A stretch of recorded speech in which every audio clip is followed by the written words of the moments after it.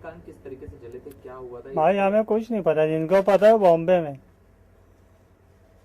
हमें ये सिर्फ पता है हमारी तबीयत खराब हो गई थी और हमें कुछ नहीं पता। भाई हमें बहुत अच्छा लग रहा है, अब हर जगह जा सकते हैं।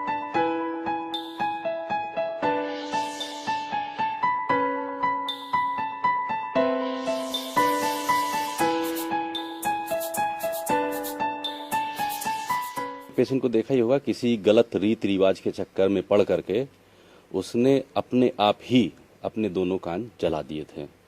और हमारे समाज में कान का जो कार्य होता है वो देखने का ज्यादा, मतलब देखने में सुंदर ज्यादा लगना चाहिए। सर्जरी की कॉस्ट दोनों कान जैसे बन रहा है तो 1.5 से 2 लाख रुपए, तीनों स्टेज की मिलाकर के सब सारी चीज आती है। एक कान अगर बनाना होता है, क्योंकि ओटी और दवाएं कॉमन ही लगती, चाहे एक कान बने या 2 कान बने, तो उस कंडीशन में अप्रॉक्सीमेटली 80,000, 85,000, 90,000 के आसपास का खर्चा एक कान में पड़ता है। 2 कान बनते हैं तो करीब 1.5 लाख, पौने 2 लाख रुपए के आसपास आता है।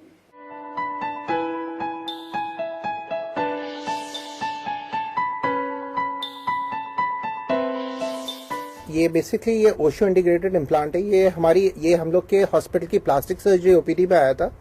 ये डॉक्टर राजकुमार मिश्रा हैं, उनके ओपीडी में ये केस आया था। और बेसिकली ये एक कॉस्मेटिक केस है, क्योंकि इसके हेयरिंग में कोई प्रॉब्लम नहीं थी। इसका एक्सटर्नल एयर जो हम देख रहे हैं, ये जो बना हुआ है, ये एक्सटर्नल एयर ही डैमेज था दोनों तरफ का।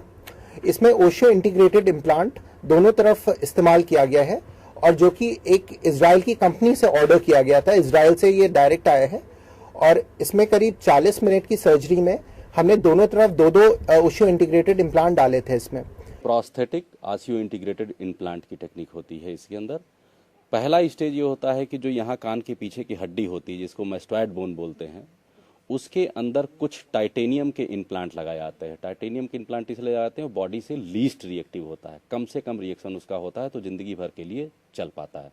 तो उस हड्डी में बटन नुमा टाइटेनियम के इम्प्लांट होते हैं, उन दोनों को लगा दिया जाता है।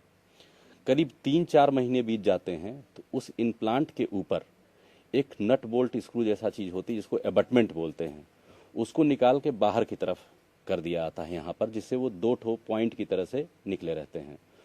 एबटमेंट एक बार फिक्स हो आता है, थोड़ा मजबूती आती है, तो 3 महीने 4 महीने रुक करके फिर से बाहर का जो कान का शेप होता है, जो ऊपरी चीज दिखती है, वो सिलिकॉन का बना होता है। सिलिकॉन भी एक लीस्ट रिएक्टिव वाली चीज होती है, इलास्टोमेटर, और मुलायमत होती है, हमारी स्किन की तरह से मुलायमत उसके अंदर आती है। तो एक किसी भी उस एज ग्रुप में जितना बड़ा कान होता है और उसी के स्किन का कलर मैच करके ऊपर प्रोस्थेटिक वाला काम किया जाता है। ये चीज डॉक्टर नहीं करते हैं, मतलब यूजुअली इस तरह ये कार्य आर्टिस्ट लोग होते हैं, इसके बनाने वाले, जो प्रोस्थेसिस बनाते हैं। और उस प्रोस्थेसिस के अंदर भी जैसे हमने जो नट बोल्ट लगाया था, उसी का निगेटिव पोर्शन होता है, चाहे मैग्नेट के फॉर्म में होता है या क्लिप के फॉर्म में होता है या स्क्रू के फॉर्म में होता है, तो उसी के ऊपर ये फिक्स कर दिया जाता है। 9 महीने से साल भर का टाइम लग जाता है, क्योंकि 2 स्टेज के बीच में यूजुअली 3 से 4 महीने का गैप देना पड़ता है। तो कुछ पेशेंट की मैच्योरिटी के ऊपर डिपेंड करता है कि कितने दिन बाद लौट के आता है या टिश्यूज के कैसे हील करते हैं।